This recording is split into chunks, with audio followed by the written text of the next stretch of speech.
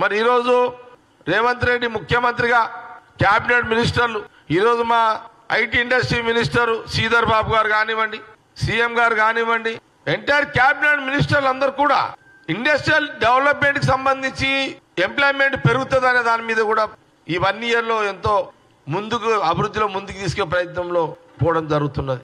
కానీ మేమే అడిగేది ఒకటే, బండి సంజయ్ గారిని కిషన్ రెడ్డి గారిని అడిగేది ఒకటే, ITIR ని హైదరాబాద్ తెలంగాణకు శాంక్షన్ మోడీ గారిని ఒప్పించి తెలంగాణ హైదరాబాద్ తీసుకొచ్చే దమ్ము బండి సంజయ్ గారికి కిషన్ రెడ్డి గారికి ఉందా? ఆ దమ్ము, ఆ ధైర్యము, ఆ గడ్స్ మీకు ఉన్నాయా? మీరు హైదరాబాద్ లో కూర్చొని కాంగ్రెస్ గవర్నమెంట్ ను, కాంగ్రెస్ పార్టీని లేదా ముఖ్యమంత్రి రేవంత్ రెడ్డి క్యాబినెట్ ని తిట్టుకుంటూ కూర్చున్నాడు కాదు. టైంపాస్ ముచ్చట్లొద్దు. మీరు ఇక్కడ కూర్చొని టైంపాస్ చేయకండి. మీరు కాంగ్రెస్ గవర్నమెంట్ మా పనేదో మేము మా లేదో మా ఆలపనాలు చేస్తున్నారు.